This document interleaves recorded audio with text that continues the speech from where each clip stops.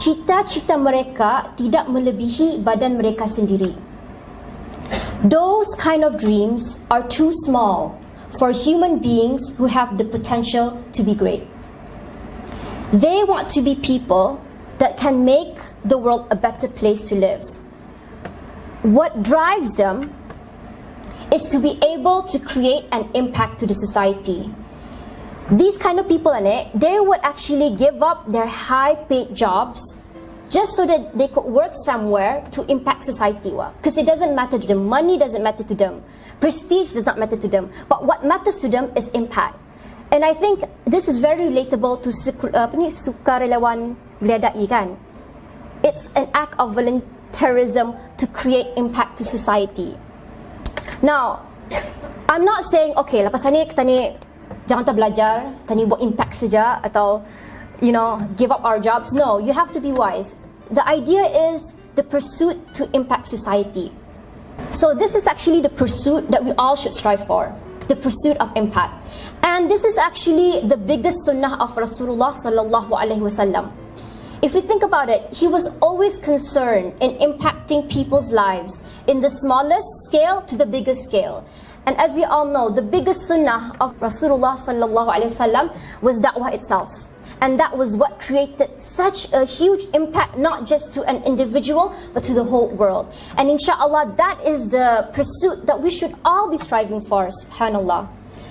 But the thing is, Michael Hart, he commented that Rasulullah, he was the most influential human being because he truly was an example for everyone. Not only was he a father, but also he was a teacher, a manager, a businessman.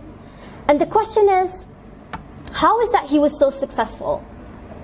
How was Rasulullah so successful? Because he was guided by the Quran.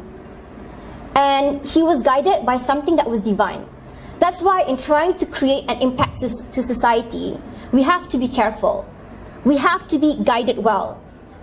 We should not just base things on what we feel is right. Rasa-rasa kita ni saja, faham?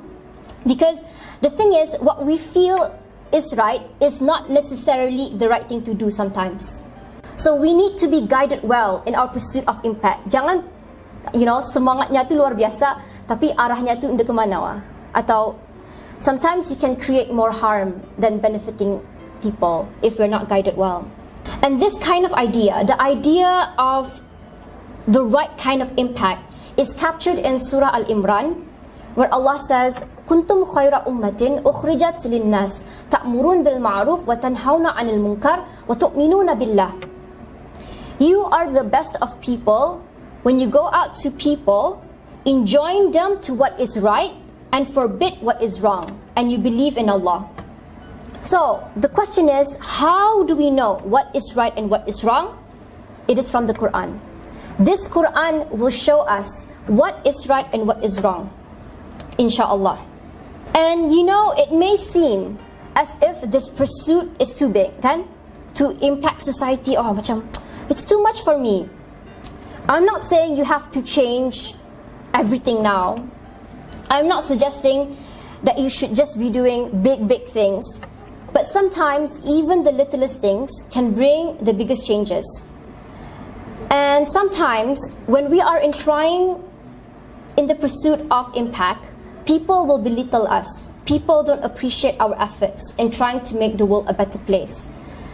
And usually we want to give up easily because it's not an easy road.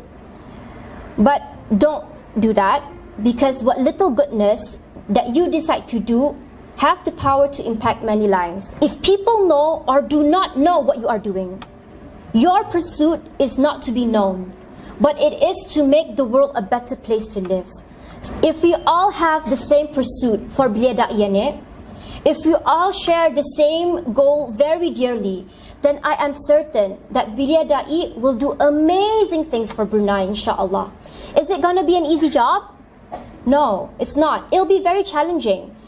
And it's proven already in the history of people who have walked in this path. But the difficulties that we are going through, they will actually make us stronger as a team.